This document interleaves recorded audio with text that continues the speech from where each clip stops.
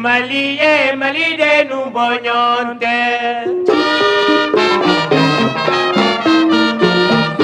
Andigi yang fasoye Mali de nous yang fasodia.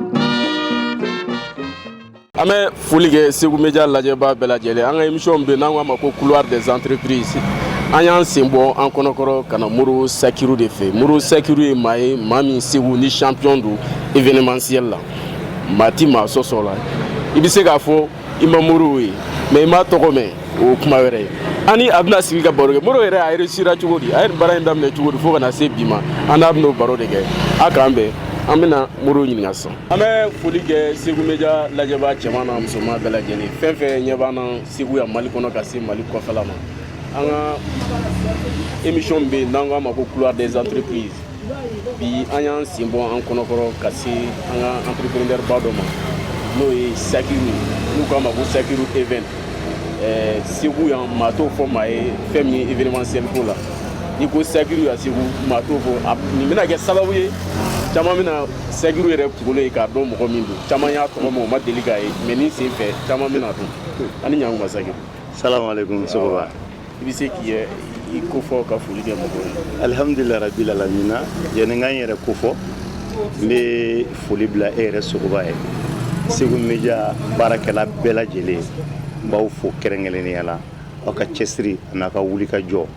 a bɛ ka min kɛ Segu a n'a lamini ye auditeurs minnu b'aw bolo an b'olu fana fo tanuli tɛ mais ko in daminɛna cogo min na an y'a ye bi kɔni a kɛra samalaɲɔ ye Segu Media aya mɔgɔ mɔgɔ kɔni bɛ réseau kalama i tɛ se k'a fɔ k'i tɛ Segu Media ka fɛngɛ saba dɔ kan donc an b'aw fo la k'aw waleɲuman dɔn foli tɛmɛnen kɔfɛ n bɛ n yɛrɛ présenter ne ye Modibo Sakiru Traoré. Sur mon extrait de naissance même c'est Modibo Sakiru Traoré. Sakiru event tigi ye ne Segu yan ani Bamako. Ok Sakiru an bɛ ɲininkali fɔlɔ min k'i la an b'a dɔn entrepreneuriat baara min don c'est pas facile. Comment e ye nin baara in daminɛ cogo di fo ka na réussir ka se nin niveau ma. Bon c'est une longue histoire tubabu b'a fɔ parce que tiɲɛ yɛrɛ la ni k'i bɛ Sakiru yɛrɛ nana cogo min na a ka jan dɔɔni nka an m'an da don kumaba kelen kelen na k'a fɔ Sakiru yɛrɛ sɔrɔla min fɛ n ye école kɛ n ye bac sɔrɔ deuxième partie SBT mais entre temps n tun bɛ na Segu yan n grand frère dɔ tun ye magistrat ye n nana bɔ o la ni Segukaw donna ɲɔgɔn na o y'a sɔrɔ déjà n bɛ commerce kɛ donc n tun bɛ na ni prêt à porter feereta de Segu ça c'est les années 84 fini 84 85 ne tun bɛ na fini de feere Segu yan vacances kɔnɔna tun don o y'a sɔrɔ n b'a baara kɛ Bamako déjà maakɔrɔbaw bɛ se ka sariya fini feere yɔrɔ dɔ tun bɛ Segu yan o tun b'a fɔ a ma ko Joliba élégance ne tun bɛ fini feere olu ma o tun bɛ Sorokunanji ka yɔrɔ la n tun bɛ bɔ Segu yan n bɛ taa Marikala n bɛ taa Ɲɔnɔ n bɛ tɛmɛ ka taa Sikaso ni mɔgɔ caman donna ɲɔgɔn na o la bon an nana to o la n bɛnkɛ dɔ ka mariage kɛra Segu yan an bɔra Bamakɔ an caman nana o la o y'a sɔrɔ ne bɛ Segu dɔ déjà an taara mariage kɛ yɔrɔ la mariage kɛ yɔrɔ dɔ tun bɛ Danganda dɔ Esplanade fɛ yɔrɔ o tun b'a fɔ a ma ko Corniche an taara yen ala y'a kɛ fo ka taa mariage kɛ k'a ban chaise tɛ yen donc n bɛnkɛ muso o dɔgɔnin minnu tun bɛ yen an n'u ye n ka kanu fɔ ɲɔgɔn ma k'a fɔ i bɛna Segu yan hali chaise ɲuman i t'a sɔrɔ i ka kɔɲɔyɔrɔ la donc an y'o tulonkɛw ni o sandiyaw kɛ bon an nana na o tɛmɛnen an nana kɔɲɔso la an y'a baro wuli sisan a baro wulilen a jirala k'a fɔ Segu yɛrɛ kɔnɔ yan chaise louer yɔrɔ a tɛ yɔrɔ si mais n'i mago bɛ chaise la i tun bɛ se ka chaise sɔrɔ UDPM siège la o ye Musa Tarawele tile UDPM siège ni e mɔgɔ min dɔ lakodɔnnen tɛ politique kɔnɔna na i tun tɛ chaise sɔrɔ i tun bɛ se ka chaise sɔrɔ fana lycée la chaise caman nɛgɛman tun bɛ lycée la Cabral la i tun bɛ se ka chaise sɔrɔ yen bon en même temps chaise même mairie là a sɛbɛnlen tun b'a chaise kan sanfɛ MS o tun ye mairie ka chaise ye n'o bɔra la chaise loué yɔrɔ tun tɛ Segu yɔrɔ si ɲɛnajɛkɛ yɔrɔ dɔ tun bɛ yen o tun b'a fɔ o fana ma ko Gum Disco ala ma hinɛ Kasimi Jara chaise tun b'ale fana ka o ɲɛnajɛ yɔrɔ la donc an ye baro kɛ mɔgɔw y'a jira k'a fɔ est ce que ni mɔgɔ min chaise location dayɛlɛ Segu est ce que a bɛ marcher est ce que a tɛ marcher bɛɛ y'i ka idéw fɔ bon an y'a kɛ sujet yɛrɛ débat dɔ de mɔgɔw y'u ka idéw fɔ bon o ko in tora ne kɔnɔ bon maintenant maliyɛn caman b'a kalama waati dɔ kɛra la 84 85 ninnu na Musa Tarawele tile la mɔgɔw tun tɛ sara sɔrɔ kalo 3 kalo 6 sara tun tɛ sɔrɔ bon ne tun bɛ na ni fini mun ye ne tun b'a di baarakɛ yɔrɔw la o y'a sɔrɔ billetage de bɛ yen donc ne tun b'a di billettaire ma service la a bɛ fini placer ni kalo sara a bɛ ne ka wariw fara ɲɔgɔn kan a yɛrɛ b'a ta sɔrɔ la ne bɛ n ta sɔrɔ la bon o nana kɛ waati dɔ la kalo 6 sara tɛ sɔrɔ donc commerce a commencé la ka yogoyaba ne bolo n ye chaise ko in bɔ n kunkolo kɛrɛfɛla ni min na ka na n'a ye sisan n k'an ka nin ko in lajɛ n'a bɛ se ka marcher n ye enquête kɛ Segu dugu kɔnɔ mɔgɔ tɛ yen min tun bɛ chaise nɛgɛman dilan o mɔgɔ tun tɛ Segu yan o soudeur tun tɛ yen chaise nɛgɛman a tun bɛ dilan Marakala SMB u tun b'a fɔ a ma ko M14 ne wulila n taara Marakala n taara olu ɲininka chaise bɛ dilan wari min na u y'o fɔ n ɲɛna donc n ka jago kɛ wari min bolo n taara Marakala n taara chaise den 50 dilan yen ka na n'a ye donc n nana n'a ye sisan n ko n b'a lajɛ parce que n tun bɛ va et vient kɛ Segu ni Bamakɔ cɛ n ko n bɛna n sigi o da la donc n ye yɔrɔ ta Banankɔrɔ n filɛ yɔrɔ min na n ye yɔrɔ ta ye en 86 n ye yɔrɔ ta ye ka chaise bila yen bon chaise in a tun tɛ marcher mɔgɔw tun t'a dɔn komi jagomisɛnnin tun ka di n yɛrɛ ye n ye tabalinin dɔ sigi n grande sœur dɔ tun bɛ baara kɛ impôt la Salimatu Fɔnba ale furulen bɛ Buju Ɲangan'o ma a taara ne jira Buju la Buju ye minɛn dɔɔnin di yan cigarette ni sukaro ni safunɛw ni fɛnw n hakili b'a la halisa 45 000 n nana n ye tabalinin sigi ka o daminɛ chaise bɛ yen chaise a tun tɛ loué bon ne tun bɛ tabalinin a bɛ marché dɔɔnin mais a tɛ se ka mɔgɔ balo comme o y'a sɔrɔ n tun bɛ se mobili boli la sufɛ n tun bɛ taa taximani dɔw bɛ yen n'olu tun bɛ ɲɔgɔn dɔn n bɛ fini feere kɛ waati min n bɛ taa sufɛ n t'olu ka taxi minɛ ka américain kɛ n'a ye bon n nana sigi ka miiri tuguni chaise in kalo 3 kalo 6 a tɛ ka taa n ko fɛn dɔ bɛ n bɛ se o la parce que n tun bɛ n grand frère min fɛ yen ne tun b'o ka fini passé n mɛnna ale bolo n tun b'a ka fini passé n bɛ se fini passé la kosɛbɛ n ye tabali dɔ dilan ka fɛrden san ka fini feere fini passé tabali sigi ne tun bɛ Banankɔrɔ mɔgɔw ka fini passé sara la a mɔgɔw bɛ yen u ma sa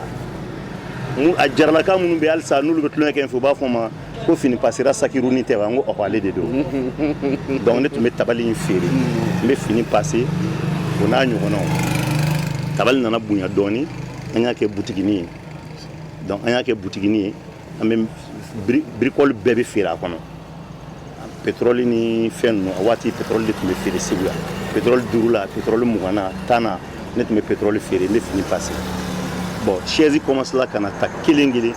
maa dɔw bɛ olu yɛrɛ tun bɛ yɛlɛ ne na ko ne man kɛnɛ ko mɔgɔ bɛ don ne ko nin ye baara ye min bɛ kɛ Segu yan wa bon chaise commence la ka ta kelen kelen hakili b'a la agent voyé dɔ tun bɛ Segu yan o tun bɛ Musa tile la fili ni fɛnw tun bɛ kɛ a tun bɛ na ne ka chaise ta an bɛ faamaw kunbɛn n'a ye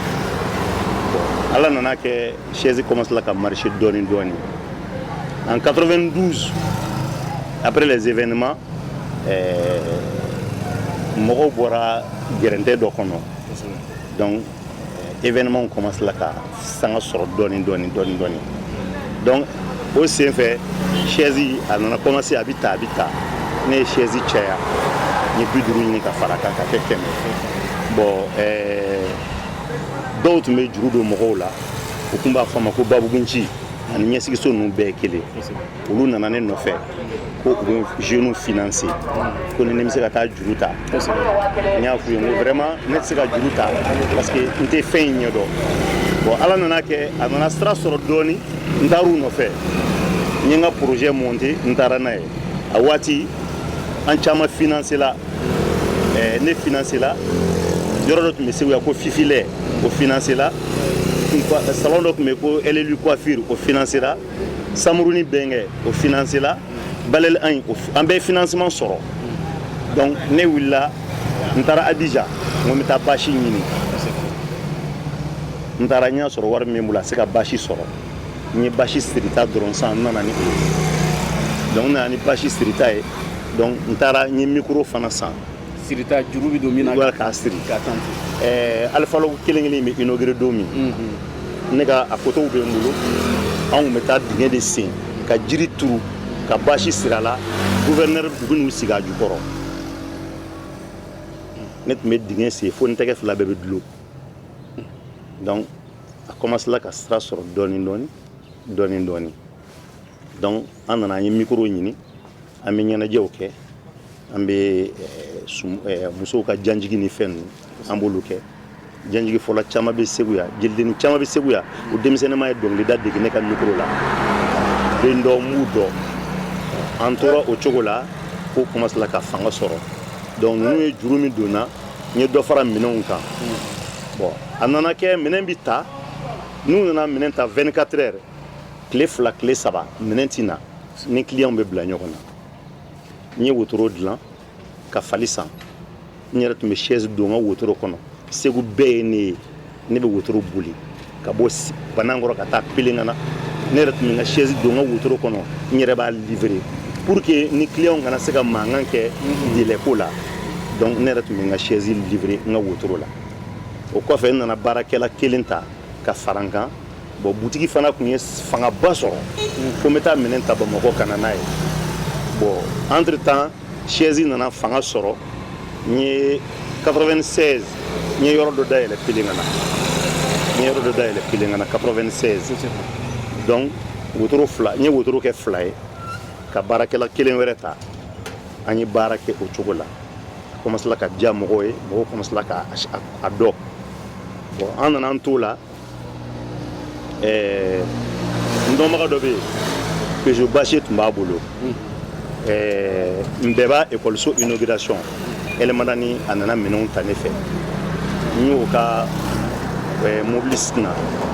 ka taa ni o minɛnw ye n segilen n y'a ɲini a fɛ n'a bɛ se ka mobili in to n bolo n bɛ baara kɛ k'a sara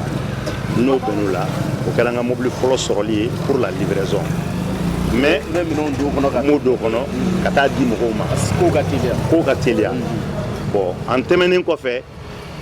Somatara kelen kelen in bɛ inauguré don min Segu yɛrɛ a bɛ fɔ min ma ko tribune bâche a tun tɛ mɔgɔ si bolo Segu ne tun bɛ taa dɔ tun bɛ Bamakɔ ko Mori Ɲuman ala ma hinɛ na n'ale tun bɛ ɲɔgɔn dɔn kosɛbɛ ne tun bɛ taa tribune bâche louer Mori Ɲuman fɛ ne yɛrɛ taara bâche louer Mori Ɲuman fɛ k'a don car min kɔnɔ ka na Somatara ka inauguration kan u tun b'a fɔ a car ma ko Transgolf ne tun bɛ taa bâche louer Bamakɔ k'a don car kɔnɔ ka na baara k'a la yan ka segin ka taa d'a tigi ma kuma dɔ n yɛrɛ ka sɔrɔta tɛ tɛmɛ 1000 kan o baara kanu parce que mɔgɔw t'a dɔn fɔlɔ ne tun bɛ bâche louer ka taa n'a ye Marakala office mɔgɔw ka baara kɛ ka tila ka segin ka taa di fo Bamakɔ donc n nana ɲini a fɛ fana a ka bâche fila to n bolo n bɛ baara kɛ k'a sara a jɛnna n'a ye bâche fila to n bolo donc tribune tun tɛ Segu yan tribune ko daminɛna o cogo la donc an taara ɲɛfɛ n nana wotoro kelen feere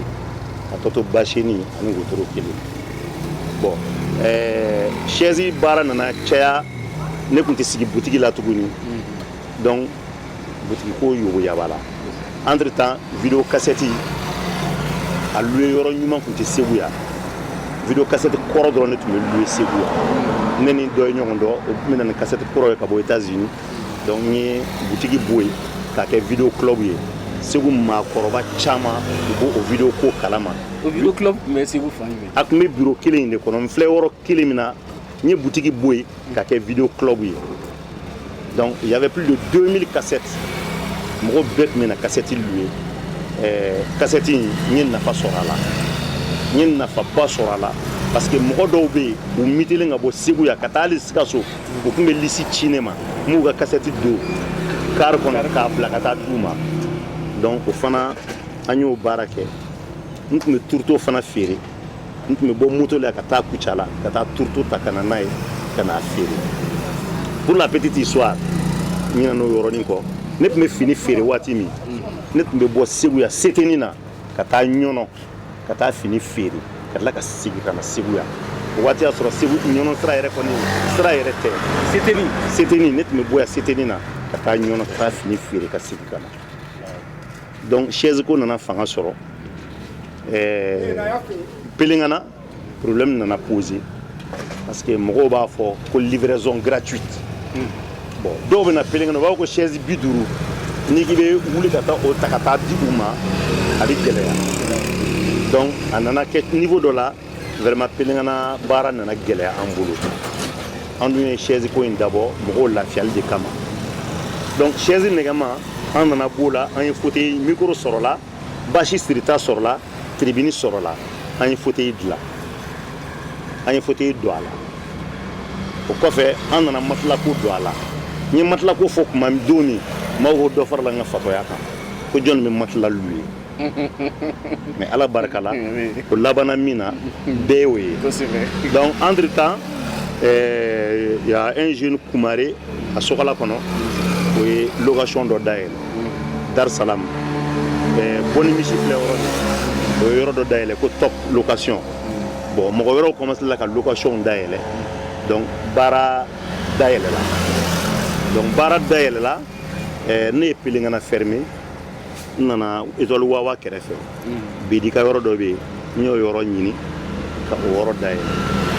donc n ye Pelengana to yen n y'o datugu parce que problème posé la yen Pelengana kan min ni mago b'a la n'i nana an b'a don mobili kɔnɔ ka na donc an ye yen yɔrɔ dayɛlɛ donc location commence la ka dayɛlɛ yɔrɔw ɲɛfɛ donc baara nana fanga sɔrɔ ka se niveau dɔ ma n ye baarakɛlaw ta 1 2 3 4 location dayɛlɛla Segu yɔrɔ bɛɛ la maintenant o kɛlen an y'an sigi an y'a hakili jagabɔ mɔgɔw commence la ka basi ɲini kelen kelen donc il y a une concurrence obligatoire donc maintenant il faut mettre la différence. Bɛɛ donna la a kɛra baara ye n tɛ ne de fɔlɔ y'a daminɛ Segu yan a kɛra baara ye a kɛra dayirimɛ sɔrɔ yɔrɔ ye bon baara n'i b'a kɛ ni concurrence t'a la a baara bila parce que i tɛ taa ɲɛfɛ parce que a b'e kunna a diyara mɔgɔw ye u bɛ na yan a ma diya mɔgɔw ye u bɛ na yan donc e t'a ɲini ka performance kɛ e t'a ɲini ka taa ɲɛfɛ donc o nana kɛ sisan an ko sisan an yɛrɛ k'a lajɛ toujours anw de y'a daminɛ ni tɔw bɛ na an ka essayer toujours an ka différence don an ni tɔw cɛ donc chaise nɛgɛman dilanlen an ye fauteuil dilan u ye fauteuil nylon dilan an ye fauteuil tissé dilan u ye fauteuil tissé dilan an ye chaise wɛrɛw ɲini ka chaise VIP ɲini ka chaise plastique ɲini ka tribune VIP ɲini Segu région kɔnɔ Alpha Clé fo sisan réception officielle fɛn bɛ kɛ anw de b'a kɛ parce que a minɛnw bɛ anw de bolo a baara kɛcogo ɲuman bɛ anw de bolo donc o de différence bɛ an ni tɔw cɛ chaque fois an mana ye k'a fɔ mɔgɔw bɛ ka gɛrɛ an na an b'a essayer ka création wɛrɛ kɛ pour que o bɛ se ka kɛ différence ye an ni mɔgɔw ni ɲɔgɔn cɛ parce que anw yɛrɛ ka slogan fɔlɔ o ye k'a fɔ le Sakiru adapte son savoir-faire à vos exigences. O y'an ka slogan fɔlɔ ye. Ok, Sakiru nin bɛɛ faamuna en bref i ye fɛn min fɔ nin faamuna kojugu e ka baara in i y'a fɔ cogo min na ka na se sisan ma nin ye leçon ye nin leçon kɔnɔna na jeunes y'u ti baara kɛ jeunes ko ko baara tɛ yen e wulila cogo min na ta ka na ça nin ye histoire de ye e yɛrɛ consciencieusement e bɛ se ka mun fɔ denmisɛnninw ye. Bon yani n ka o don o yɔrɔ la kuma in na n kun kan ka yɔrɔ dɔ fɔ kuma daminɛ na mais n'an segila ka n'o la a ka kan mɔgɔw k'a dɔn sakiru yɛrɛ sɔrɔla cogo di bɛɛ ko sakiru ka yɔrɔ sakiru yɛrɛ sɔrɔla cogo di donc baarakɛyɔrɔ tɔgɔ de ye sakiru mais ne yɛrɛ fana tɔgɔ de ye sakiru sakiru minɛ ka wolo sɛbɛn de kan k'an to école la mɔgɔw tun b'a fɔ ma ko sakiru donc n bɛna chaise baara in daminɛ don min o y'a sɔrɔ k'an to école la u y'a fɔ an ɲɛna k'a fɔ les grandes marques que l'on voit Peugeot, Mercedes, Yamaha, Suzuki, c'est des noms de famille. C'est des noms de famille. Effectivement. Donc, moi aussi, je vais créer un établissement au nom de Sakiru qui va porter le nom de ma famille. Parce que Sakiru, école la nit ma fait que Sakiru t'es ni connais ma moudi bonnet un coffret. Donc, nous avons donné à Blagné fait le Sakiru. Nous avons fait l'école que nous avons fait en 83. Nous d'autres, on a plus de 20 ans. Je me rappelle un jour, il y a une publication d'Oké. Il y a quelqu'un qui m'a écrit étant à Baltimore, aux États-Unis. Il m'a écrit, je l'ai répondu. Après, il m'a appelé, il m'a dit que mais, c'est ce. Bon, il m'a. Bon, comme on met mon je vais taire ça. Il dit que mais dès que lui a vu ça, il dit que mais ça c'est ce monsieur. Effectivement. Et nous avons un lycée que nous avons fait. À Tchamama, on a Sévouya, on va y avoir Sakiru né de donc, on a Sakiru non unique de deux. Donc, quoi ça y en a, un euro de daïla Bamako. Un euro de daïla Bamako. Il y a des dingues, il y a Kalankea. Si ça a la université là, il a sa licence, Barama Sono. Un euro de daïla Bamako. Il s'est installé il y a plus de 2 ans. Au Fanaï Sakiru est 22. Et c'est où les mêmes marques, les mêmes camions, tout. Donc, je reviens à la question.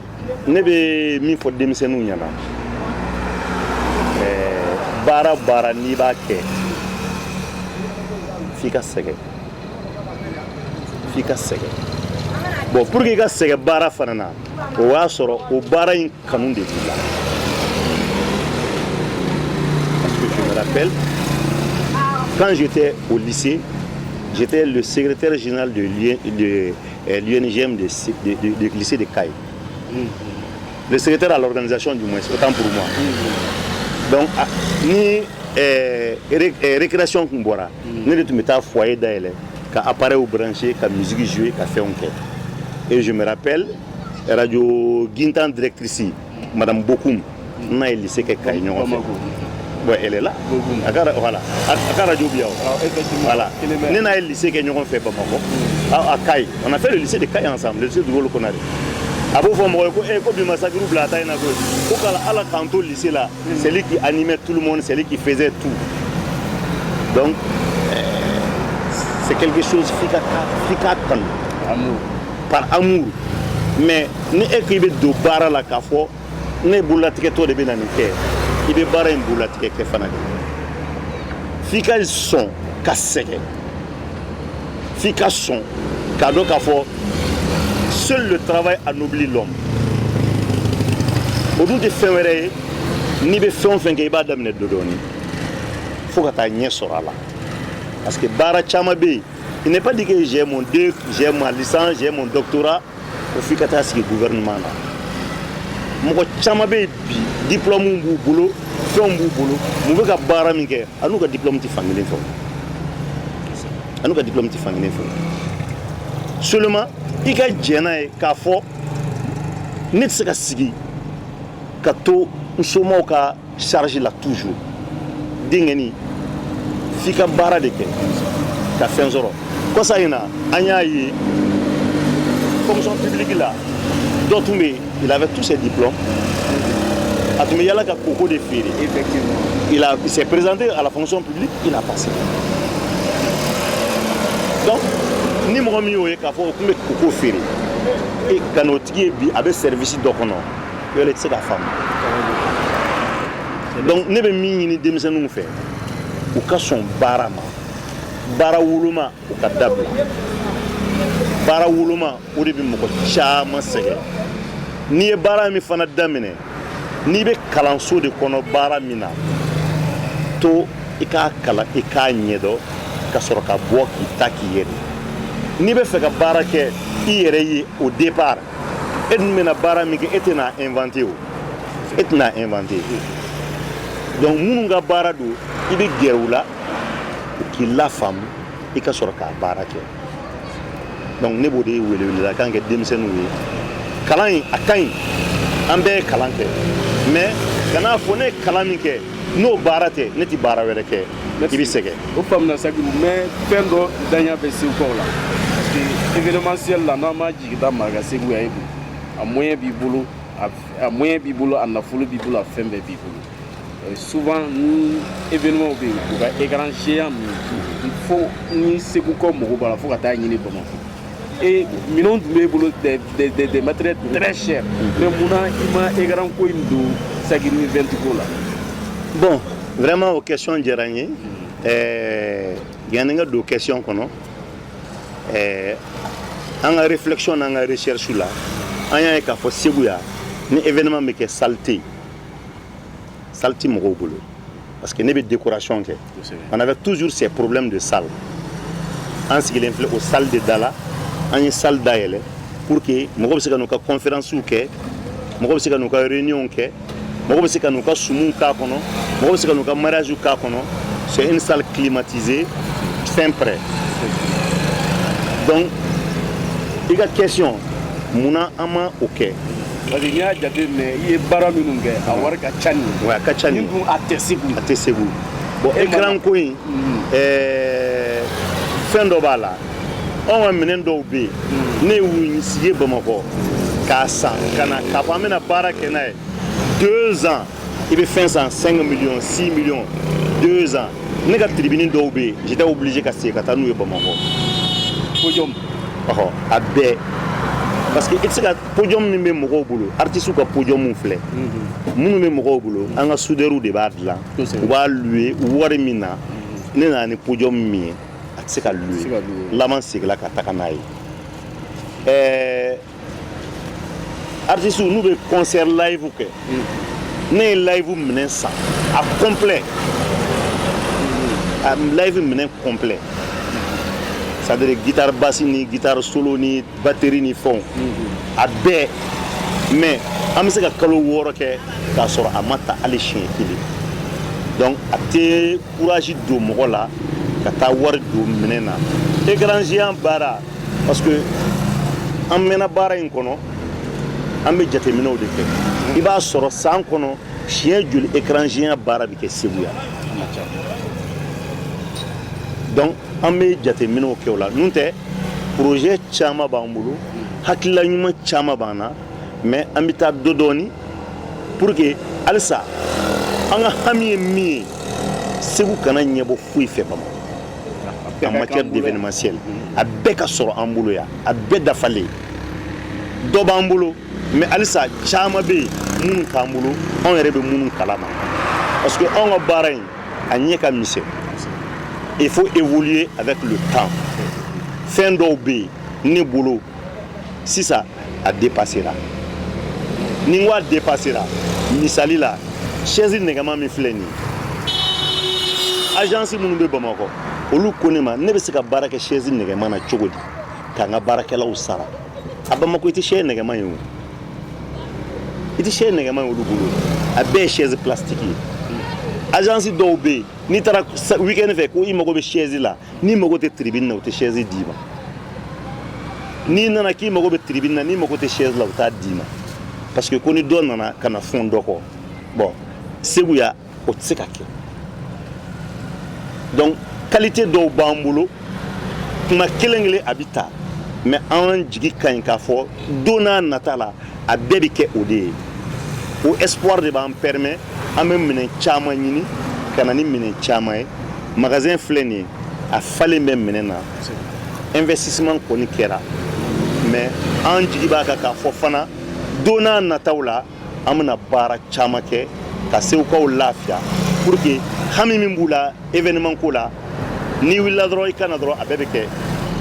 immédiatement. Merci. Maintenant, baro datugu la sa i bɛ se ka mun fɔ Segu a n'a lamini bɛɛ lajɛlen. Bon baro datugu la n bɛ se ka min fɔ Segu a n'a lamini bɛɛ lajɛlen u k'a dɔn k'a fɔ Sakiru event anw sigilen bɛ yan Segukaw lafiyali de kama u ka jamanajɛ sugu fɛn fɛn mana kɛ jamanajɛ sugu fɛn fɛn mana kɛ n'i sera anw fɛ yan i tɛ fɔn i jigi kɔ n'i sera anw fɛ yan i nimisi bɛ wasa parce que maa minnu bɛ ne bolo ka baara kɛ pour la petite histoire minnu bɛna fɛn la u b'a fɔ ko Sakiru ka petite histoire cayara effectivement ne ka baara in histoire de don histoire de don baarakɛla dɔw bɛ ne bolo bi ils sont avec moi il y a plus de 25 ans depuis an bɛ wotoro boli ɲɔgɔn fɛ ils sont avec moi ils sont restés avec moi donc on gère comme une entreprise familiale. Voilà l'une des réussites de Sakiru Event. Tous ceux qui travaillent avec moi, ils ont au moins 15 ou 20 ans de travail avec moi. Donc, nous travaillons comme une entreprise familiale où chacun doit apporter sa pierre pour pouvoir vraiment agrandir l'entreprise. Personne ne travaille en reculant. Non. Parce que Femindo, depuis à Soubassement, ou Bala, il faut que c'est Bima. Donc, il faut que Bara mine flanflala. Donc, pour dire aux Ségoviens, nous avons un personnel qualifié. Ou Bara do. Ma femme, c'est ça la catémonie. Mais expertise, me on boulot Bara in kono. Il était mort sur le Ségouya, même si c'est Minemi me on boulot. Alhamdulillah. Akera matériel roulant. Il n'en a choco choco. I ka minɛ an b'a ta ka taa d'i ma n'i tilala an bɛ taa ta o délai kɔnɔ ka na n'a ye wa minɛ minnu don fana minɛ ɲumanw don donc Segukaw k'a bila u kunna k'a fɔ halisa an bɛ taa ɲɛ an bɛ na ni fɛnw ye fɛn minnu bɛ yen halisa ni Segukaw mago b'o la pour que u kana taa o ɲini yɔrɔ wɛrɛ la ne kɔni b'o de fɔ Segukaw ye u k'u jigi d'an kan u tɛ fɔn u jigi kɔ fana n'Ala ni kɛra sɔnna ma. Merci. C'est à moi de vous dire merci beaucoup. Amé Segu Media fo sogoba. Yere ka chesri ani yere ka giringa jola parce que ani yere ka palmarès yere durani bara ina choko mina ani do kala ala. Bon ambe ka nyeta de nyini ani sabara min do ka se bima ni ya sabara boka jira maula baro ka fo ani doke. Voilà, donc ne b'i fo ka ɲini fɛ halisa i k'i cɛsiri i ka dɔ fara i ka baara sanga wuli kan i ka dɔ fara i ka baarakɛminɛnw kan parce que baarakɛminɛ o de bɛ maaw bɔ ɲɔgɔn na dɔ bɛ yen a bɛ se baara la n'a minɛn t'a bolo se ka kɛ donc halisa an b'a ɲini i k'i cɛsiri Segukaw k'i faamu réseau baara de don mɔgɔ ɲɛnamaw bɛ réseau kan maa lankolonw bɛ réseau kan donc i bɛ dusuma nɔ min na halisa i ka to o cadre kɔnɔ journaliste ya professionnel ko tɛ hakili de don n'i ye jama kunbɛ cogo dɔ i ni jama bɛ se ka bɛn anw fana b'o cogo kelen de la an bɛ taa yɔrɔ caman na an bɛ dɔgɔyaliman sɔrɔ mais ne b'a fɔ baarakɛlaw ye toujours aw y'aw muɲu aw ka sabali aw bɛ yan jama de tɔgɔ la donc n'i bɛ jama tɔgɔ la i ni maa sugu bɛɛ bɛ bɛn n b'i fo k'i waleɲuman dɔn k'i barikada halisa baara in Ala k'a ɲɛ an bɛɛ bolo an bɛ k'a kɛ Segu min kama an bɛ k'a kɛ Segu min kudawolo kama halisa an k'a kɛ Segu a ka taa ɲɛ ni Segu taara ɲɛ ayiwa an bɛɛ bɛ taa ɲɛ n'o tɛ ne yɛrɛ ma ne tɛ Seguka ye an si tɛ Seguka ye dɛ nka bi ni Segu taara ɲɛfɛ anw bɛ taa ɲɛfɛ an t'Ala deli Segu ka segin kɔfɛ tuguni an b'i fo k'i waleɲuman dɔn i ni ce i ni baraji i ni timinanja salamu aleykum. Merci. Merci. K'aw fo aw minnu bɛ k'an lajɛ an ni Modibo Sakiru Tarawele de tun bɛ baro la baro min n'an k'a ma ko couloir des entreprises aw yɛrɛ ɲɛ bɛ an sigi cogo la an ɲɛ bɛ yɔrɔ maquillé cogo la nin y'a ka baara ye a bɔra k'a ka histoire fɔ a ye caman faamuya la ayiwa a tɔ b'aw yɛrɛ bolo merci président. Merci. aw bɔra sisan ka Modibo ka kuma lamɛn a ye kuma bɛɛ ɲɛfɔ comment il a réussi donc mɔgɔ bɛ yen n'i bɛ fɛ ka entreprise créer c'est pas facile i bɛ tagamaw de kɛ su taama ka tile tagama k'i cɛsiri wa entreprise dɔrɔn de bɛ jamana bɔ nɔgɔ la. Moro ye sɛgɛn min kɛ a bɔra sisan k'a bɛɛ fɔ a ye, a fana ye caman faamuya la. Donc aw fana aw minnu bɛ k'a daminɛ n'aw bɛ ka décourager aw kana décourager a ye cɛsiri ni centre ye kelen y'a kɛ fila ye inchallah don dɔ aw fana bɛ kɛ Moro ɲɔgɔn ye a k'an bɛn merci. Mali de nu bɔ ɲɔgɔn tɛ.